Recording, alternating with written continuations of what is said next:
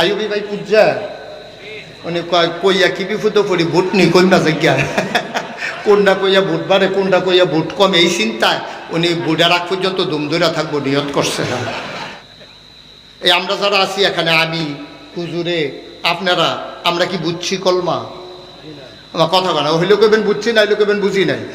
IB ভাই পূজা উনি কয় কইয়া কি বিপদ পড়ি ভোট নি কইনা জায়গা কোনটা কইয়া ভোট বাড়ে কোনটা কইয়া ভোট কমে এই চিন্তায় উনি ভোটার আগ পর্যন্ত দুম ধরে থাকবো নিয়ত করছে। প্রকৃত অর্থে আমিও বুঝি নাই। সবাই কি লা ইলাহা ইল্লাল্লাহ পড়ছে? কেন যারা পড়ছে তারাও বুঝা পড়ছে, যারা পড়ে নাই তারা কি বুঝা না পড়ে নাই, যে বুঝা নাকি না বুঝা? অসম্ভব, বুঝা পড়ে না, বুঝা পড়বে না কেন? না বুঝলে তো পড়েই। আমি গত কিছুদিন আগে আমার কুমিল্লা শহরস্থ বাসার পাশে ছেলেটাকে বসাই দেন তো, একটু বসাই দাও। হ্যাঁ, কুমিল্লা শহরে যেখানে আমি চুল কাটাই সেলুনে গেছি, পরে সেলুনের যে লোকটা হিন্দু ছেলে, সে আমারে বলতেছে হুজুর আমি তো মুসলমানের যে কলমা এটা পারি দো। আমি দেখি করছেন, দেখি লা ইলাহা ইল্লাল্লাহ মুহাম্মাদুর রাসূলুল্লাহ। এবার কাপাসিয়ার মুসলমান যারা, আপনারা জবাব দিতে হবে, সে কি মুসলমান হয়ে গেছে? কেন হইল না কেন? হ্যাঁ, তা আপনি কি বুঝছেন? এই আমরা যারা আছি এখানে, আমি হুজুরে আপনারা, আমরা কি বুঝছি কলমা? আমার কথা বলা হইলেও কেবেন বুঝছি না, হইলেও কেবেন বুঝি নাই। আইবি ভাই পূজা উনি কয় কইয়া কি বিপদ পড়ি ভোট নি কইনা জায়গা কোনটা কইয়া ভোট বাড়ে কোনটা কইয়া ভোট কমে এই চিন্তায় উনি ভোটার আগ পর্যন্ত দুম ধরে থাকবো নিয়ত করছে। প্রকৃত অর্থে আমিও বুঝি নাই। প্রকৃত অর্থে লা ইলাহা ইল্লাল্লাহ এটা আমিও বুঝি নাই, আইয়ুবি ভাইও বুঝি নাই। আমি বললি হুজুরও বুঝে নাই। মন খারাপ করেন না, হুজুরও মন খারাপ করেন না। প্রিন্সিপাল গিরিয়া যে কয় বছর করি দাড়ি বাড়ি ভাইকে গেছে গা, ওখানে বলে কলমায় বুঝছি না। আসলে বুঝছি না তো, আসলে আমরা বুঝি নাই। যদি আমরা লা ইলাহা ইল্লাল্লাহ বুঝতাম, তাইলে আমরা একটা মানুষও, শতকরা ৯২ জন লোক মুসলমানের দেশে একটা মানুষও সুদ খাইতো না। ঠিক কিনা? একটা মানুষও সুদ খাইতো না। যখন নবীজি বলছে কুলু লা ইলাহা ইল্লাল্লাহ, তোমরা সবাই পড়ো লা ইলাহা ইল্লাল্লাহ, আমরা কলমা শরীফ আমিও বুঝি নাই, বাংলাদেশের শতকরা ৯২ জন লোক মুসলমানের, আমি বলতে পারি কেউ বুঝে না। আপনি যদি বলেন হুজুর এত বড় কথা বললেন, তা আমি তো আগে আমারে কইয়া রইছি, আপনার সমস্যা কি? আমি কি আমারে বাদ দিয়া সবাইরে কইছি? আমরা দেশে তো অনেক আলেম আছে যারা নিজেরে মনে করে পণ্ডিতের হেডকোয়ার্টার বাহির সব মূর্খ। ঠিক কিনা কর? আমি তো নিজেই স্বীকার করলাম আমিও বুঝি নাই। যদি আমি বুঝতাম, তাইলে শতকরা ৯২ জন লোক মুসলমানের দেশে এখনো এই বাংলাদেশের ৫৬,০০০ বর্গ মাইলে, টেকনাফ থেকে তেঁতুলিয়া, রূপসা থেকে পাথুরিয়া, সুন্দরবন থেকে বান্দরবন, ভূখণ্ডের প্রতিটি ইঞ্চি ইঞ্চি জায়গায় ইসলামের বিধান কায়েম করার জন্য আন্দোলন করা লাগতো না, আর অনেক আগে ইসলাম কায়েম হয়ে যেত। ঠিক কিনা? আপনি মুসলমান বলে দাবি করবেন, কাম করবেন শয়তানের মতো, ভাবতে না রাখবেন মনে হয় যেন আল্লাহর ওলি নাজির হইছে, আর কাজ দেখলে মনে হয় যেন শয়তান বেড়ে রিটায়ার্ড করে ওনারে দায়িত্ব দিয়ে বিদায় নিছে। ঠিক কিনা কর? আপনার সুরত আর সিরত, আপনার নমুনার চরিত্রের ভিতরে আকাশ পাতাল, যুজন মাইল পার্থক্য। ঠিক কিনা কর? আপনার কথায় কাজে মিল নাই। আপনি যেই দিন বলেছেন লা ইলাহা ইল্লাল্লাহ, সেই দিন আপনি বলেছিলেন লা মাবুদা ইল্লাল্লাহ, সেই দিন আপনি বলেছিলেন লা মাশুকা ইল্লাল্লাহ, সেই দিন আপনি বলেছিলেন লা মাওজুদা ইল্লাল্লাহ, আপনি বলেছিলেন লা মাকসুদা ইল্লাল্লাহ। বিধানদাতা, হায়াতদাতা, মউতদাতা, রিজিকদাতা একজনও নাই, একজন আছেন, তিনি কে? এটা বলার পরে আপনি বললেন বিধানদাতা আর কেউ নাই, তারপর আপনি মানব রচিত মতবাদ কেমনে মানেন? মানুষের গড়া মনে গড়া মতবাদে আপনি কেমনে চলেন? আবার সামনে ভোট আসবে, আপনি টেহাটুয়া খাইয়া গিয়া সেটা ভোট চাপ্পল মেটা দিয়া ইয়া পড়বে।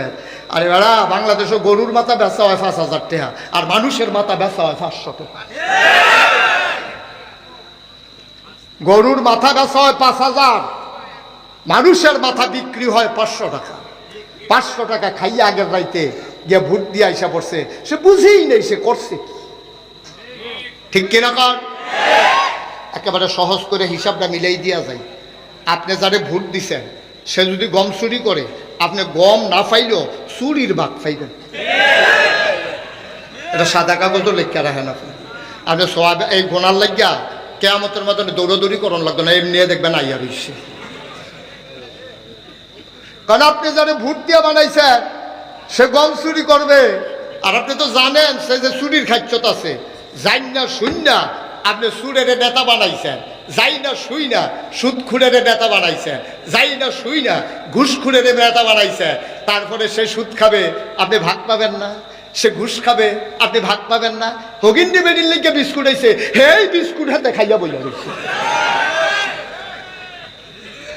আপনি বিস্কুট না পাইতেন না, গোনাও পাইতেন না। আপনি কি ওখানে এত হালানি গেছেন নাকি?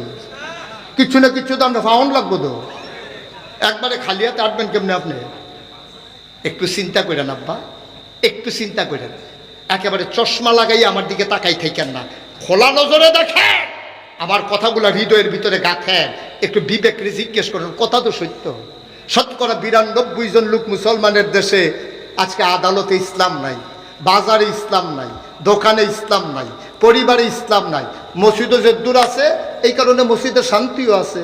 কারণ মসজিদের ইমাম সাহেব, এই ইমাম সাহেবের পিছনে মন্ত্রী দাঁড়াইছে, ফির সাহেব দাঁড়াইছে, এমপি দাঁড়াইছে, প্রেসিডেন্ট দাঁড়াইছে। ইমামরে তারা সবাই মানে।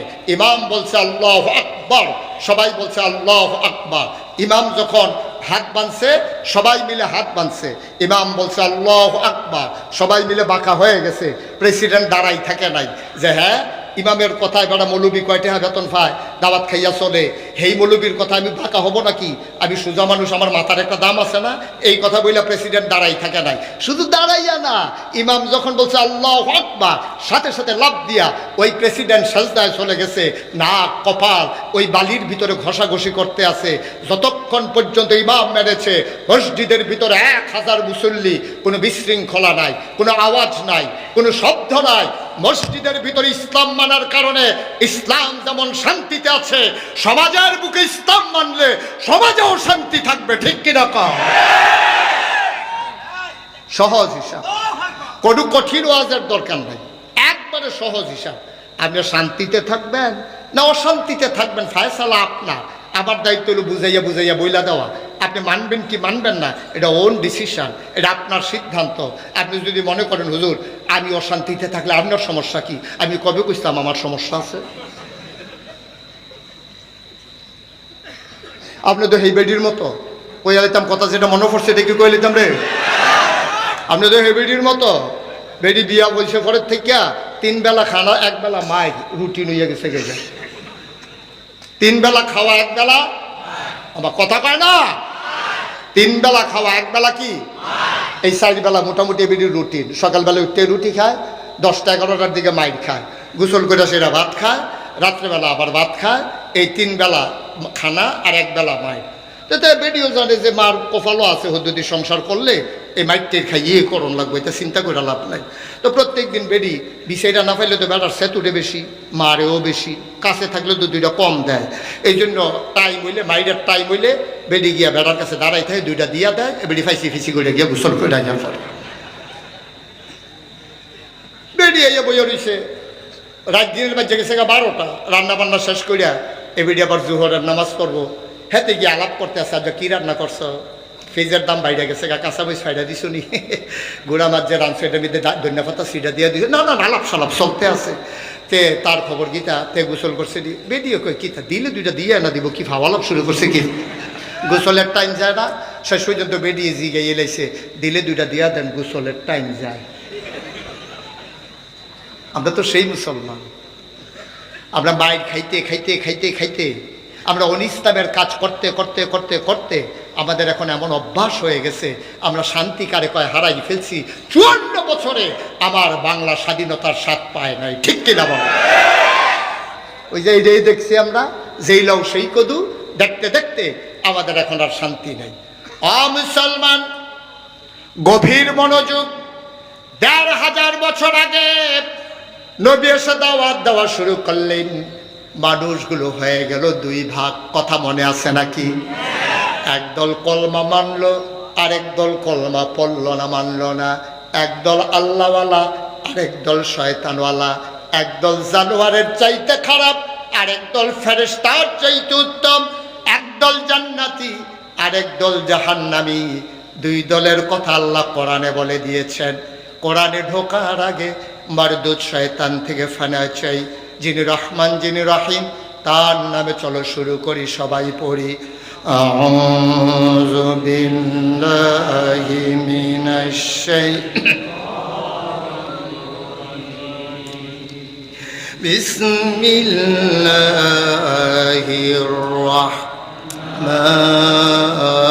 রাহমানির রাহিম।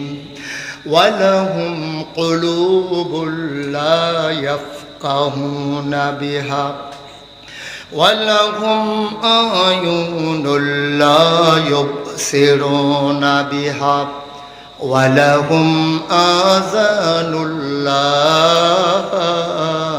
ইয়াসমাউনা বিহা উলাইকা কাল আনআম বাল হুম আদাল। আল্লাহ কয়, শোনো শোনো শোনো, একদল মানুষ যারা কলমা পড়ল না, মানল না, আমি আল্লাহকে আল্লাহ বলে স্বীকার করে নিল না, নবীর তরিকা যারা মানল না, ওয়ালাহুম কুলুবুল লা ইয়াফকাহুনা বিহা, তাদের মন আছে কিন্তু তাদের বুঝ নাই। ওয়ালাহুম আয়ুনুল লা ইউবসিরুনা বিহা, তাদের চোখ আছে কিন্তু তারা দেখে না। ওয়ালাহুম আযানুল লা ইয়াসমাউনা বিহা, ওদের কান আছে কিন্তু ওরা শুনে না। আমরা কাপাসিয়ার হাজারো মানুষ, আমরা আল্লাহকে জিজ্ঞেস করলাম, ও মাওলা রব্বে কারীম, মন আছে বুঝে না, চোখ আছে দেখে না, কান আছে শুনে না, এটা আবার কেমন মানুষ? আল্লাহ কয়, আমি কি বলছি নাকি মানুষ? উলাইকা কাল আনআম, ওরা হলো চতুষ্পদ জানোয়ারের মতো। আমরা বলি আল্লাহ ওরা কি জানোয়ার? আল্লাহ কয় না, বাল হুম আদাল, ওরা জানোয়ারের চাইতে আরো নিকৃষ্ট। ঠিক কিনা? মন থাকার পরে যারা বুঝে না, চোখ থাকার পরে যারা দেখে না, কান থাকার পরে যারা শুনে না, ওরা জানোয়ারের চাইতে নিকৃষ্ট। এই কথা কি আমার না আল্লাহ? ঢাকা ইউনিভার্সিটিতে গত কয়েক বছর আগে, তখন তো মনে হয় যা চায় তাই কইতো, মুহে দিয়া যা ইয়ে তাই কইতো, জবাব তো নাই, হিসাব তো দেওয়া লাগে না। তা ঢাকা ইউনিভার্সিটির একটা প্রফেসর, এটা যেমন তেমন কথা মনে করেন না, একটা ইউনিভার্সিটির প্রফেসর হওয়া চারটিখানি কথা না। ঢাকা ইউনিভার্সিটি আপনার এলাকায় পড়ে কয়জন? আর ওই ইউনিভার্সিটির প্রফেসর, উনি হঠাৎ করে একদিন বলে ফেললো, এটা আপনি রিক্সাওয়ালা মনে করেন না, এটা গাজীপুর বাজার অটো চালায় এরকম মনে করেন না, এতে শিক্ষিত মানুষ, সচেতন মানুষ। হেঁটে একদিন কয়ে বলছে কি কয়, যারা পর্দা করে, বুরকা পরে, হেজাব লাগায়, নেকাব পরে, তারা ঢাকা ইউনিভার্সিটিতে আসার দরকার নাই, তারা যেন আব্দুল কাদের হুজুরের লোকে যোগাযোগ করিয়া মহিলা মাদ্রাসাত ভর্তি হইয়া যায়। ঢাকা ইউনিভার্সিটিতে পর্দা করা মেয়েরা আসার দরকার নেই, তাদের জন্য তো মাদ্রাসা আছে, নুরানি মাদ্রাসা, হাফিজিয়া মাদ্রাসা, আলেম মাদ্রাসা আছে। এটা নিয়ে ইউনিভার্সিটি যাইব কিন্তু এটা নিয়ে পড়ব, হ্যাঁ না? এবার আপনাদের বিবেকের কাছে আবার প্রশ্ন, আব্দুল কাদের হুজুরের একজন মেয়ে, হুজুরের নাম আব্দুল কাদের না নাকি? বারবার যে কইতাছি পড়েনি, ভুল হয়েছি গা না? আব্দুল কাদের হুজুরে ঠিকই আছে। তো এই আব্দুল কাদের হুজুরের একটা মেয়ে, মনে করেন খুব জ্ঞানী, খুব ভালো মেধাতা, ঢাকা ইউনিভার্সিটিতে পড়ে।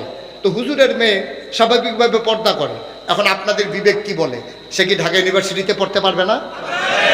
আসতে কোন আরো হ্যাঁ তো মতে নাই ফোরানে, আপনার এই তো শিখাইতেছে, আবার হ্যাঁ চায় কারে কয়। হুজুরের মেয়ে ঢাকা ইউনিভার্সিটিতে পড়তে পারবে না চান্স পাইলে? তো সে তো বললো, যারা পর্দা করে, হেজাব পরে, নেকাব লাগায়, ওরা ঢাকা ইউনিভার্সিটিতে পড়ার দরকার নাই। আমি কই, সে যদিও প্রফেসর, যদিও শিক্ষিত, সে আসলে মানুষের পালস বুঝে নাই। ঠিক কিনা কর দাদা? যেই দেশে শতকরা 92 জন লোক মুসলমান, যেই দেশে মসজিদের দেশ, এশার নামাজ পড়ে, যেই দেশে দুরুদ পড়তে পড়তে মানুষ ঘুমোতে যায় ফজরের আজানে, আবার যেই দেশে মানুষের ঘুম ভাঙে, যেই দেশের মানুষগুলো আল্লাহওয়ালা, যেই দেশের মহিলারা এখনো পর্দা ছাড়া বের হতে লজ্জাবোধ করে, শতকরা 92 জন লোকদের মুসলমানের দেশে, যেই দেশে ইউনিভার্সিটিগুলো কর্মচারীদের বেতন হয় আমার আপনার টাকায়, রিক্সাওয়ালার টাকায়, আমার রক্তের টাকায়, আমার ট্যাক্সের টাকায় যাদের বেতন হয়, সেই ৯২ জন লোক মুসলমানের দেশে প্রাচ্যের অক্সফোর্ড ঢাকা ইউনিভার্সিটিতে বসে তুমি ইসলামের বিরুদ্ধে কথা বলো। আমি বলেছি সময় ভালো, তোমাকে যদি কাপাসিয়ার মানুষ পায় পিঠের চামড়া থাকবে না, ঠিক কিনা বলো?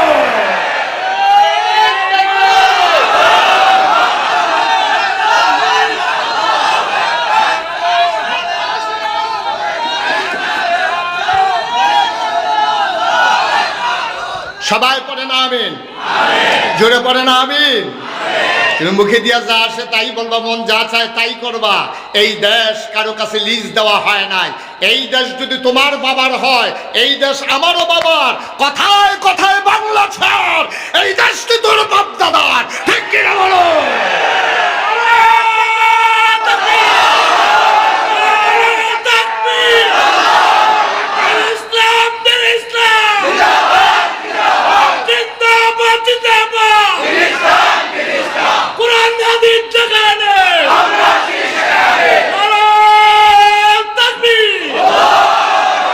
আমরা দেখেছি কত ইমামের চাকরি তোমরা খেয়ে ফেলেছ।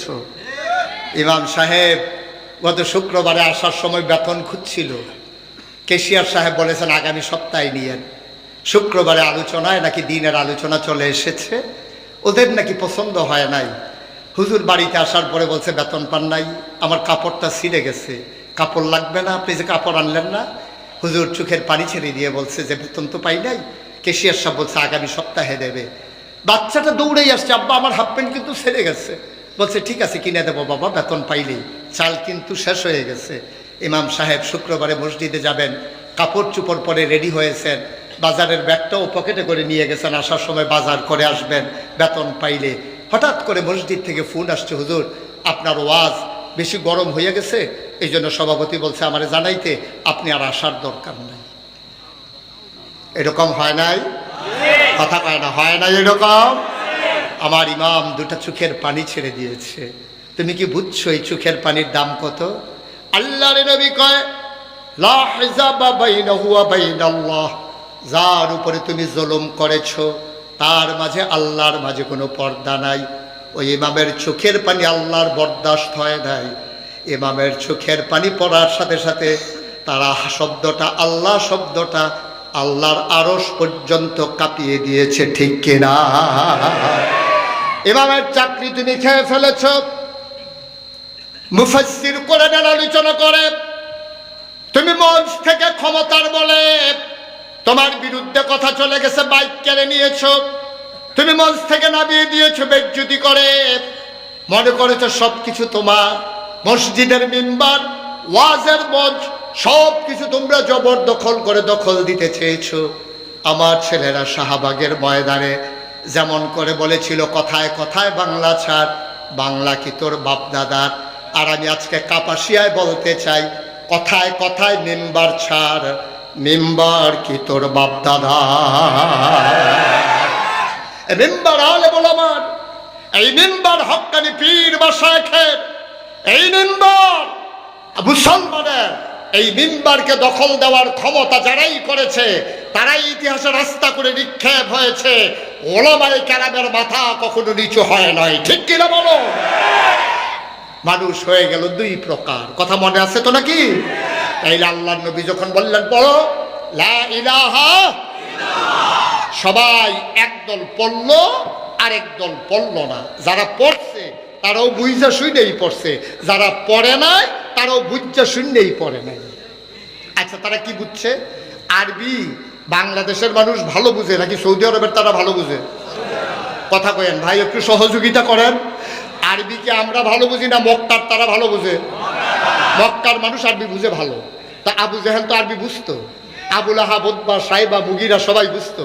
নবীজি যখন বললেন লা ইলাহা ইল্লাল্লাহ, সাথে সাথে কিছু লোক বলে ফেললো লা ইলাহা ইল্লাল্লাহ মুহাম্মাদুর রাসূলুল্লাহ। আবু জাহেল বলল না। আচ্ছা কেন বলল না? আপনি কি কোনোদিন তালাশ করেছেন?